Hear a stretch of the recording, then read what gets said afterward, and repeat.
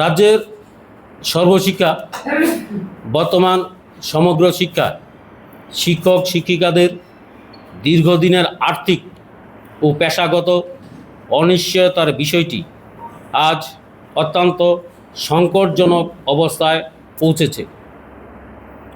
গত কয়েক বছরে বেতন ভাতা, চাকরির নিরাপত্তা এবং অবসরকালীন সুবিধা সংক্রান্ত নানা সমস্যায় শিক্ষক সমাজ গভীরভাবে বিপন্ন হয়ে পড়েছেন। দ্বিতীয়ত, 2017 সালের পর থেকে প্রায় 4 বছর ধরে শিক্ষক শিক্ষিকাদের বেতন ভাতা কার্যত স্থবির হয়েছিল। নিয়মিত কর্মচারীদের মতো সপ্তম বেতন কমিশনের সুবিধা ডিএ বা ইনক্রিমেন্টের কোনো বৃদ্ধি আমাদের ক্ষেত্রে প্রযোজ্য হয়নি। 2021 সালে হাইকোর্টের রায়ের পর রাজ্য সরকারের নিয়মিতকরণ স্কিম চালু হলো। এখনও শিক্ষক শিক্ষিকারা প্রতি মাসে 15,000 থেকে 30,000 টাকা পর্যন্ত কম বেতন পাচ্ছেন।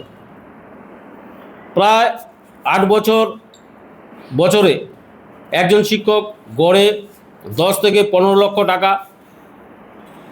পর্যন্ত আর্থিক ক্ষতিগ্রস্ত হয়েছেন। তৃতীয়ত, বর্তমানে অধিকাংশ শিক্ষক শিক্ষিকা আর্থিক অবস্থায় অত্যন্ত দুর্বল। মাসের মাঝামাঝি সময়েও বেতন শেষ হয়ে যাচ্ছে। তার উপরে বেতন নিয়মিত সময় মতো প্রদান করা হচ্ছে না দপ্তর থেকে। অনেক শিক্ষক কর্মজীবনের শেষ পর্যায়ে পৌঁছে গিয়েও আর্থিক নিরাপত্তা থেকে বঞ্চিত। চতুর্থত, ইতিমধ্যে প্রায় 1000 শিক্ষক অবসর গ্রহণ করেছেন, কিন্তু তারা কোনো পেনশন সুবিধা পাচ্ছেন না। অনেকেই জীবিকা নির্বাহের জন্য ছোটোখাটো ব্যবসা, কেউ বা শ্রমের কাজে করতে বাধ্য হচ্ছেন, কেউ বা টমটম চালাচ্ছেন, যা অত্যন্ত দুঃখের এবং পরিতাপের বিষয়। পঞ্চমত, এছাড়া আমাদের মধ্যে প্রায় 2 শতাধিক শিক্ষক শিক্ষিকা কর্মরত অবস্থায় মৃত্যুবরণ করেছেন। দীর্ঘদিনের আর্থিক সংকট, মানসিক চাপ এবং ভবিষ্যতের অনিশ্চয়তা তাদের জীবনকে বিপন্ন করে তুলেছিল। মৃত্যুর পর তাদের পরিবারগুলি আজ চরম দুর্দশার মধ্যে দিন কাটাচ্ছে।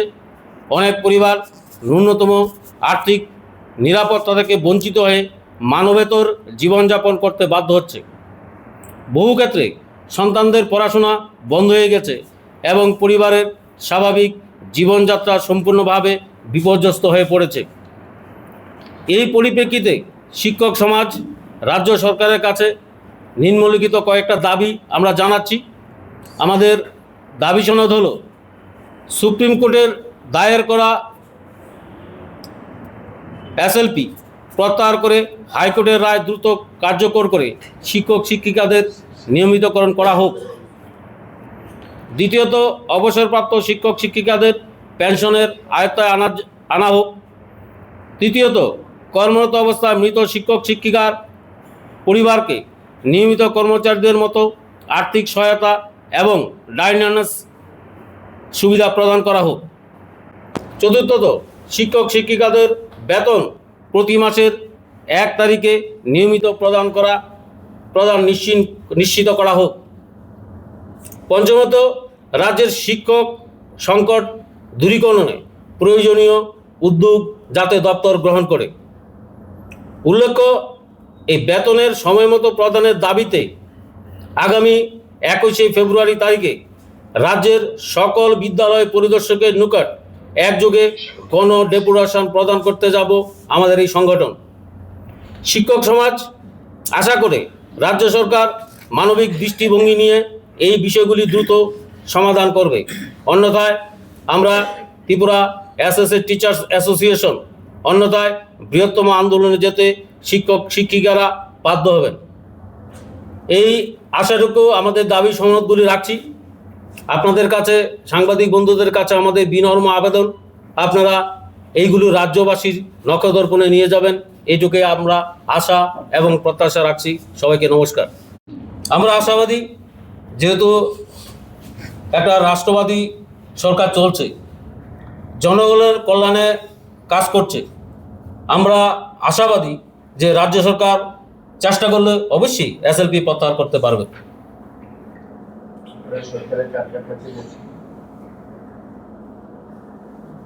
আমরা রাজ্য সরকারকে, আমাদের শিক্ষা দপ্তরের আধিকারিকরা আমরা বিভিন্নবার ডেপুটেশন প্রদানের মাধ্যমে আমরা চিঠি দিয়েছি, কিন্তু দুর্ভাগ্য এখনও আমরা কোনো অনুমতি পাইনি, যার জন্য আমরা কার্যকর করতে পারছি না।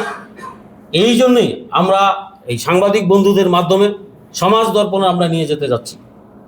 আপনাদের সংখ্যাটা কত? আমাদের সংখ্যাটা প্রায় 4700 হবে।